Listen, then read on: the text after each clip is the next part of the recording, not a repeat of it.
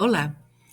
Hoje o dia se abre no véu místico das vibrações de Hecate, Senhora das Transições e dos Portais Invisíveis.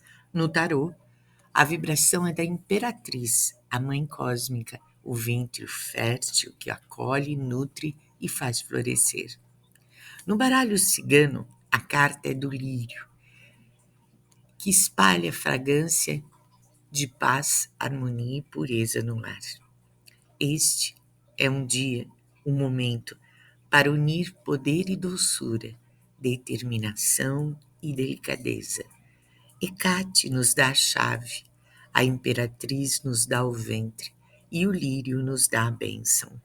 É dia de escolher com sabedoria, criar com amor e caminhar em paz, sabendo que o invisível conspira sempre a nosso favor.